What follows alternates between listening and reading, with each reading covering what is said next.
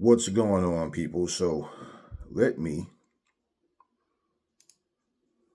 um, talk about last week's Dynamite, and I want to go through the matches. Let me pull them up. Let me pull them up. All right, I think I got to start from the bottom. From the bottom. From the bottom.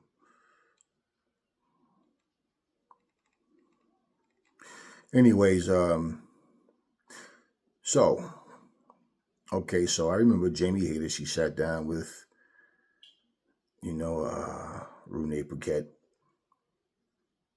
and they talked about the match coming up with her, pretty much, and Mercedes Moné. Now, her and Mercedes Moné. This is a fight that I want to see. This is definitely one of the matches I'm looking forward to. I'm looking forward to all of the matches, but this one in particular too. I like Jamie Hayter a lot as a wrestler, and I like Mercedes Moné, of course. And Mercedes Moné, I think she's going to pull off the whole staying undefeated. Do you know how incredible that would be if Mercedes Moné win the Owen? She's already holding 4 titles, then become world champion, and all while being undefeated. That would be incredible. So I'm for it. Now, if she was to lose, she just lose. But that would be incredible if she did that. Now, basically,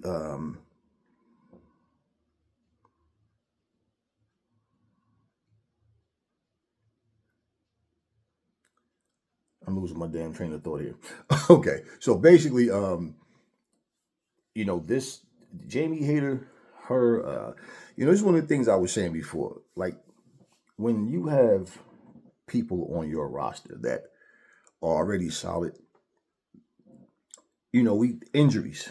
That's one of the biggest things that wrestling companies are always going to have is injuries, and it sucks, especially right during a storyline where now they got to pull the plug on that story because this person's injured and they're going to be out for an extensive time or longer than they expecting them to be out or whatever it may be. But anyways, yeah, Jamie Hayter has always been solid, man. She's a former world champion as well, and like that's why one of the things I tell people, it's cool, it's great to have a stacked roster. It's great to bring new people in, but the point is to bring people in and keep that balance where I'm not going to bury you just because we just brought that person in. So that's definitely something I want to see.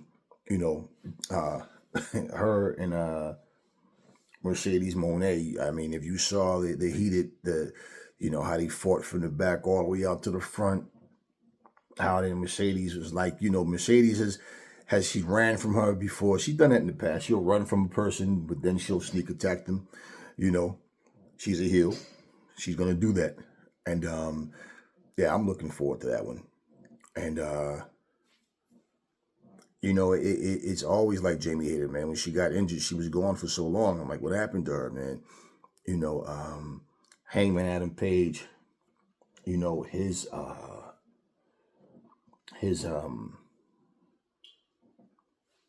promo, he comes out, he's talking about, see, this is what one of the things I'll say it again, man. The AEW is giving us grown-up stuff. He comes out, he's speaking about his past and how he had a lot of anger issues. He was taking things out on the wrong people and he was pushing people away from him and stuff, so and this is all the heel persona. And then he talked about how he thought that he'd feel better the more punishment he dealt to Swerve, but he really didn't. And basically he told Swerve that I won't forgive what you did to me, but I'll have to put it behind me. So in other words, it's like he's a face, but he still has the chip on his shoulder, and he's embracing the fans, and they're embracing him. So this was a cool moment. I like the reaction that he got from the fans and everything. Now, Will Ospreay comes out And he's, basically telling him that, he watched the steps that he made, he watched the things he's done, and, he cheered him on. But then he let him know none of that stuff don't mean shit to him. He said, doesn't mean cowboy shit to me, right? That in turn, when it comes to this tournament, that we're going to fight and I'm going to win it. Now, they get interrupted by the Don Callis family, and the Don Callis family comes out, and Don Callis is talking. I love the heat that Don Callis gets, man. It's like he knows that he knows how to get under the crowd's skin. Even just looking at him, they look at him, a little pointed, shiny head, man, and he's the faces he makes. He knows how to get under people's skin. So they are talking about, Will is telling him send two of your best, and Will fight them, him and Hangman, which is going to take place next week at Beach Break. But you know what I think, man? It's like it's one of these things for me where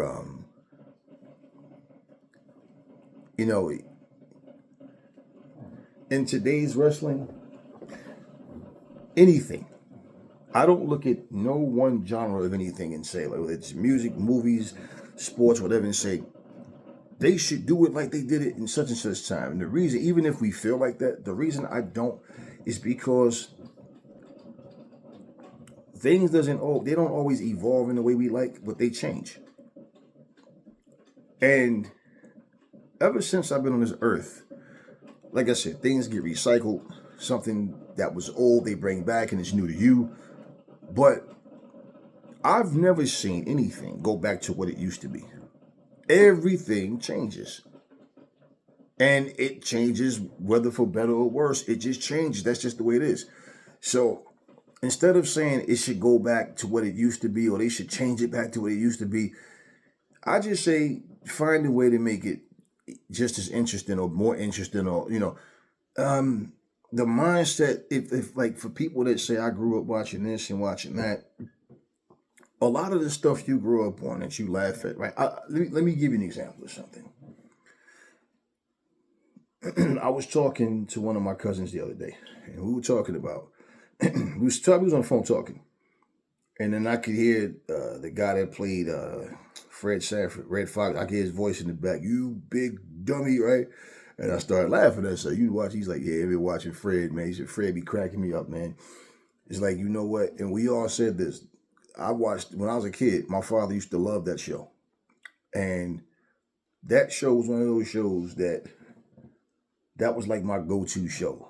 Even as a kid. Just like, if you was having a bad mood, bad day about something, or you just start watching Fred and just, man, just like, let's just get our mind off of whatever, is bothering us, type of thing.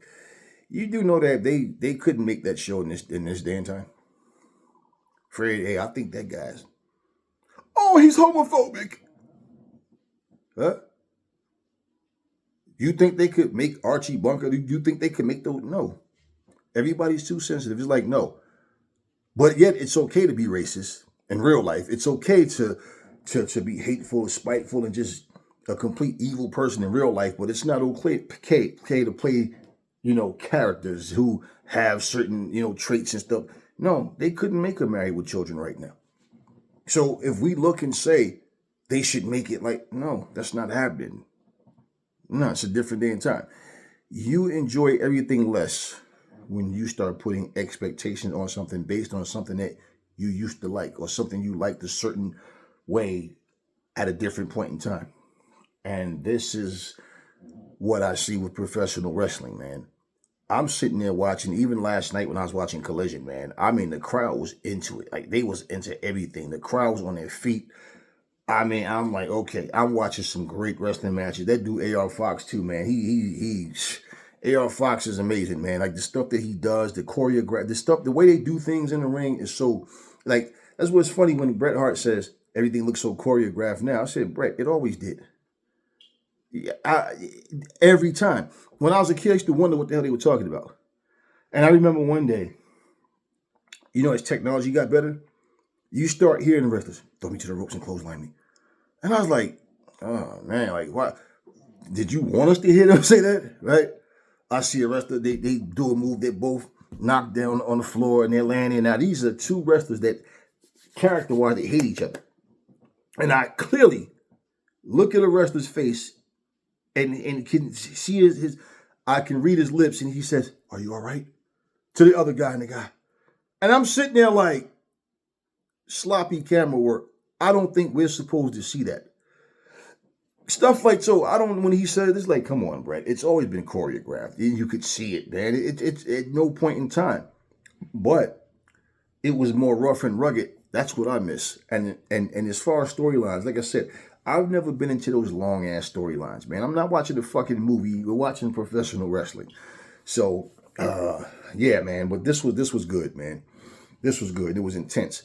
So, no, Will didn't come out there, let me glaze this guy and just everybody's one big happy family. And, you know, it's annoying when you have two good guys, but the good guys, like, you can't, like, are you face or heel, man? Like, when that happens in wrestling, it's annoying as hell. But here's a situation where this is not the case right now. Adam Hangman Page has a chip on his shoulder, and his character is his character. See, we don't need 10 Adam Hangman Pages. And this is what I'm saying. It's like wrestling need to like, it just wrestling in general, it would basically send a message to every company that we're bringing characters back and not just have everybody talk the same, act the same. They just dress a little differently. But other than that, we're getting the same thing, you know, with everything. So I'm really feeling what AEW is doing right now. I'm loving this shit, man. I tell all the people that keep complaining about wrestling as a whole, you guys keep saying wrestling needs to go back to this and wrestling, you're wasting your time because that's not what's going to happen. So I don't even know why you feel the need to, you know, take it there. But hey, suit yourself. Okay. Title eliminator. Toni Storm, Thunder Rosa versus Penelope Ford versus Anna Jay.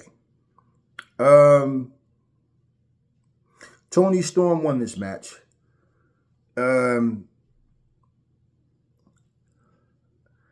forgot who the hell she got rid of, who she eliminated, but this was a solid match too, man. Everybody got a chance to do their thing.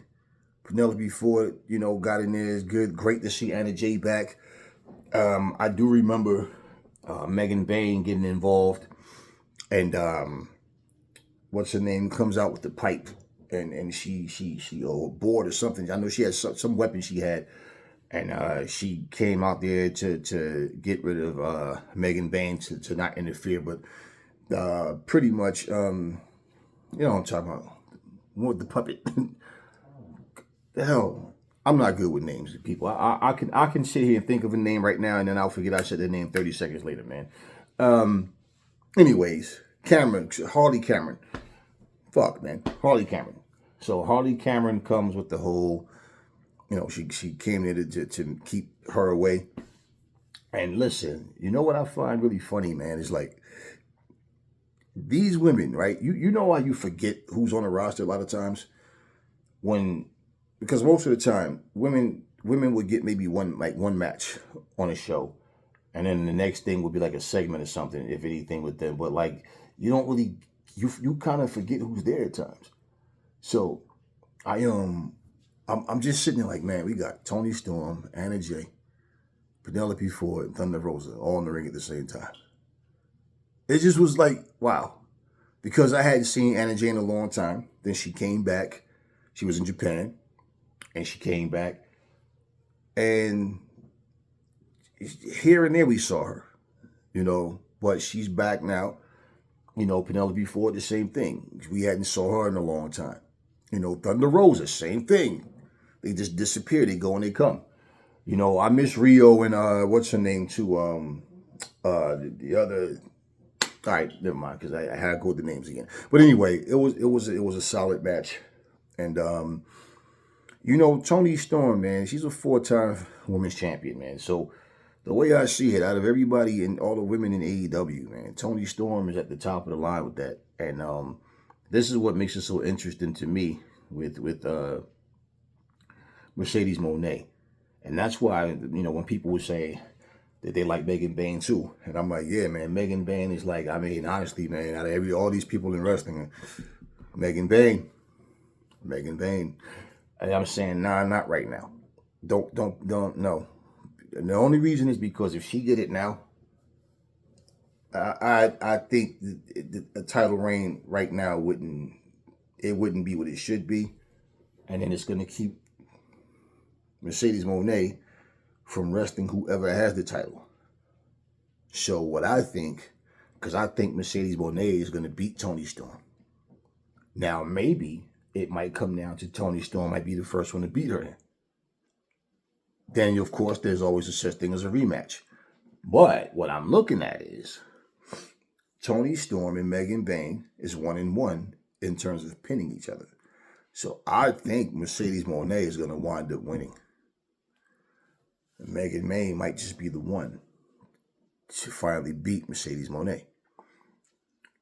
And for that, I think she will be rewarded with a title reign that's lengthy and also where she really gets to shine, because it is about timing. And the thing is, I can't see Mercedes Moné not winning this women's title. So, you know what I mean? At this point, she's been away from, like, mind you, for a long time. She never mentioned Toni Storm and whoever had the world title. She was just always talking about being the greatest TBS champion, and she got other titles. So she's been busy. She's been very active, but she's been in exciting situations. So it was a solid match. And people understand something too. Thunder Rosa is in her early 40s right now. People keep, she's always bringing up the fact she never lost the belt and everything, but she's lost matches in between those times, okay? But I say that because people keep talking about Thunder Rosa should be the champion. Okay, yeah, whoever you like the most, yeah, you want to see them champion, okay? But right now, even if Thunder Rosa was the champion, just like think about how, like what situation is going to happen that she's going to win the title in. And I'm saying this because, like, to build a story around Thunder Rosa right now, that's what you call forcing things. That's why I said, look, there's no wrestler ever that I like more than Sting. It was good to see him treated the way he was by AEW. Then he teamed up with Darby Allin, became tag champion, retired undefeated. But I know damn well that for Sting to win the World Heavyweight Championship, it has to be a situation surrounding it to where the fans want it, they're happy for him, but now we got to find a way to, make it right. Meaning when he walks away, because he's retiring, there's no way at his age you're going to have a 60-something-year-old guy, your world champion. You understand what I'm saying? So at least with Darby, and what I'm saying, and the thing is, you got to put Sting in the right situations. You got to protect these guys, man, these men and women. You can't have them in there breaking their bodies up any worse than they have through all these years, man. Like, they've given us everything. So, it's not about being selfish. You see what I mean? But when you like a wrestler, everybody goes, "Well, I like her," But Thunder Rosa, as far as her winning the championship, it's not like she's too old. It's just that, I just feel like timing wise,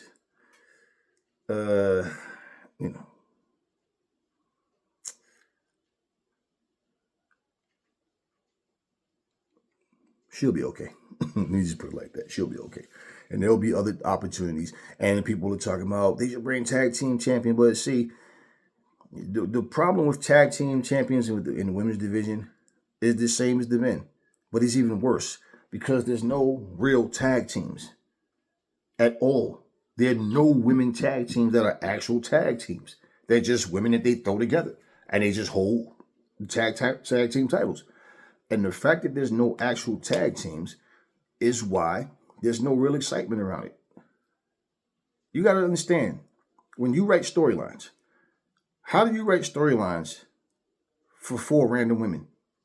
We're not an actual tag team, but we're teaming up to fight. You understand what I'm saying? How do you do this? That's why tag team wrestling need to be taken serious as well. Because if tag team wrestling has actual tag teams, there's more effort into the storylines. aside from just, oh, we're the tag team champs and we're just going to defend our titles. But there's no real stories. You see, it's more now, it's more attention to like fashions, more so than actual tag teams. So it'll be a tag team within a fashion type of thing. But as a division, you see, this is where tag teams lack. So they bring a tag team women's division. And then, too, you got to have a lot of women to do that. You know what I mean? Don't mistake, like, and don't mistake the other company for having 3 shows. So having all these different women a part of throughout 3 different shows, then you got to be hopping from show to show because, well, we have a limited number of wrestlers to defend the titles against. See, that's what you got to understand. I'm not really big on it. I'm not really big on it. I mean, you got to have a lot more women to actually have a division. And I just don't see it being something that's really a must. And again, timing. So it gets to a point when you got X amount of women. Yeah, okay. And don't just have a division just to have it. Which I don't think AEW would do it that way. Tony Khan is more calculated than people give him credit for. They keep talking, but it's not necessary. I don't see it. Okay, Kazuchika Okada versus Kevin Knight. They had a good fight. Had a good match. Okada wins. See, Kevin Knight's been consistent. He's been on Collision. He's been on Dynamite. He's won some. He's lost some. But he always shows out. He always has a good match. I haven't seen him have one bad showing. Right? So he's always, he is getting a very big push. He's also contracted with New Japan. I also saw him wrestle at Maple Leaf Pro. So he's and MLW. So I've seen him get around, man. He's getting around. He's all over the place, man. And pretty much I like Kevin Knight. And I like what AEW is doing with him. And I feel like once he gets to that point to be be on top of the food chain where, he's one of the top guys. Hopefully, we'll see how it goes because he is very talented. And I feel like this is the type of situation where other companies see him. That's what they watch these wrestlers and they see, okay, he's okay. And then, let's see when his contract's up. And this is the difference too when it comes to contracts being up. If a company want you or part of their company, they should have plans for you before you get there. They see the talent, automatically the juices start flowing creatively, right? Not just get you there and then just give you some nonsense. Just to say they got you. But they can't figure anything out with you. They don't use you right, then they ball you up and throw you out, then you come running back. And that's just, that's not, that's not cool to me. And the thing I like about Kevin Knight too, he's not just athleticism. The dude can go. He can go. And I feel like he can put I've seen him wrestle different people. He's always exciting to watch. And he gets around the ring. He's becoming a ring general. And haven't been wrestling that long, but he's already he had that presence and that understanding of what's going on. So he's definitely one that I look forward to seeing in the future. And then, like I said, just because you like someone as a wrestler, come on, man, we can't be so stupid to sit here and think that just because you like a wrestler that they're automatically just world champion. The second you see him world champion, everything's a process. We'll see how things go, but he's one that I look out for. Swerve Strickland and Speedball Mike Bailey.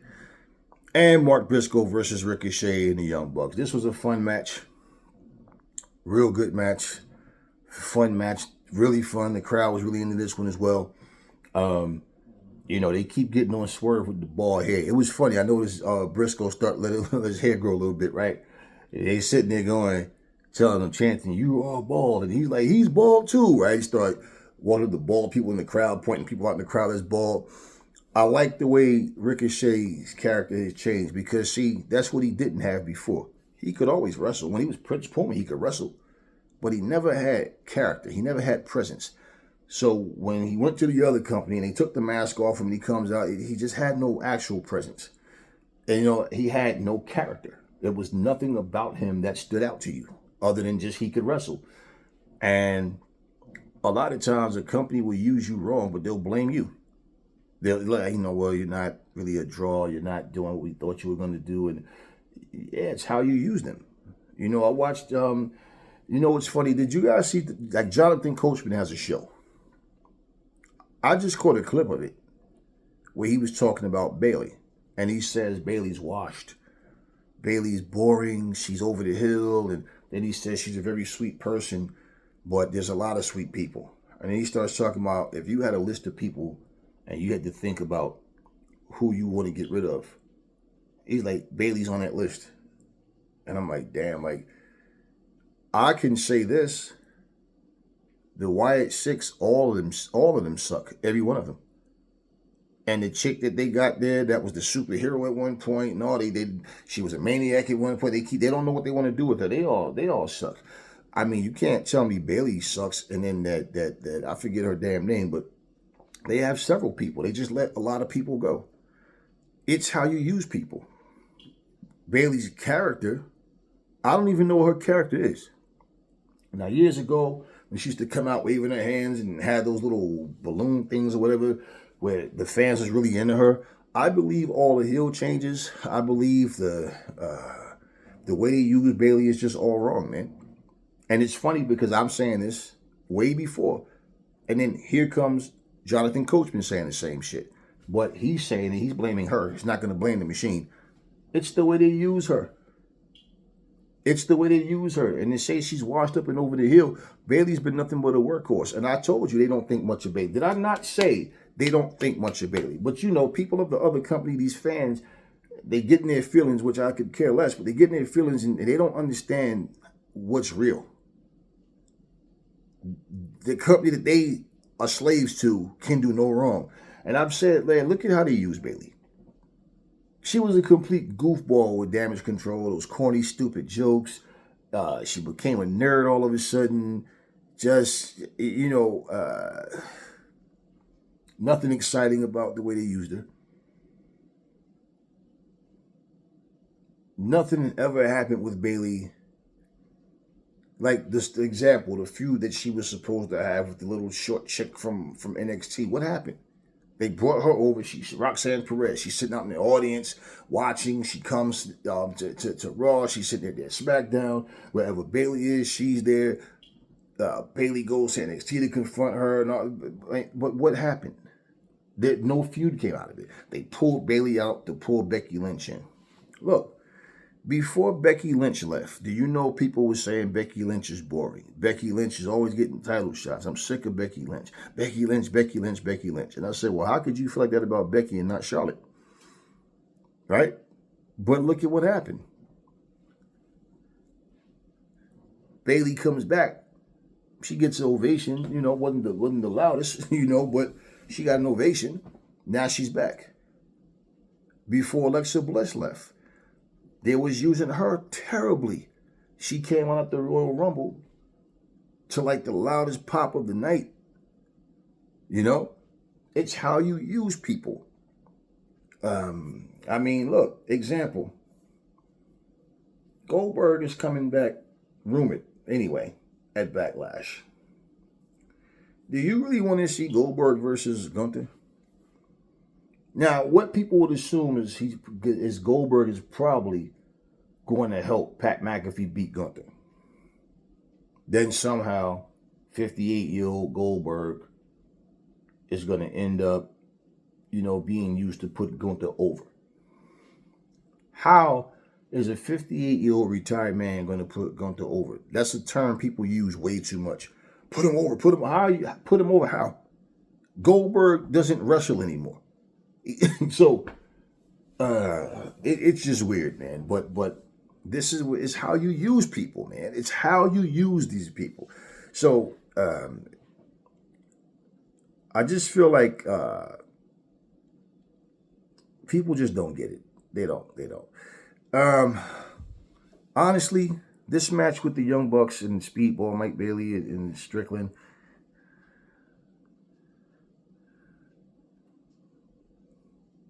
I think Swerve got the quick pin. I think he got a pin on. No, I think Ricochet got this quick pin on Swerve. Yeah, he got a quick pin on Swerve. And so yeah, all this talk about, oh, AEW has officially buried his, like, no, that's what you guys hope. That's not what happened. But yeah, they're doing their things, man. They're doing their thing. Speedball, Mike Bailey always liked him as a wrestler, and you know, Briscoe, like all of these guys, man. The Young Bucks, solid match, and you know, people just they just gonna, you know, run their mouths. They talk too much. Samoa Joe, Claudio Castagnoli had a solid match. Didn't know how that match was, whether it was going to be disqualification or something, interference, like, you know. But I definitely didn't see Joe losing that match, especially when we know that he's going in the cage against Joe at Beach Break. Definitely looking forward to that. You know, Joe got the win against Claudio, and you know what people need to understand. I'll say it again. You know, every show should be different. And if you're going to sit here and bitch and complain about everything that the WWE is doing, just to watch other shows and complain even more, because they're not doing what the WWE is doing, you want them to fill in the gaps. Do everything that they're not doing, and some. AEW and any other wrestling company, let me put it to you like this. If this was basketball, AEW is expected to play basketball on a 15-foot hoop, while the other company plays on a 10-foot hoop. But they're expected to be just as effective and be able to make shots just as easy. Okay, even though they're on a 15 hoop, and the other company gets to play on a 10-foot hoop. It's always more pressure, more expectation, and more people wanting to see failure so they can have something to complain about, just to say, to not admit that this company is just doing things far more exciting in a way better fashion. They just can't handle it. And this is why they get upset when the fans of this company say, hey man, I love what's going on right now, and hey, I'm feeling it, and they don't like it, which is so stupid, but people are just filled with hate and stupidity. What are you going to say? Anyway, it was a solid show. And you know what? I am going to do this video about Collision last night. Collision was solid as well. You know, and hey, this is what we want. So for all the people that's sitting there living in La La Land, waiting for a perfect world, you keep doing it. Meantime, I'm enjoying what I'm enjoying. That's all I got for you guys right now. I'll catch you on the next video.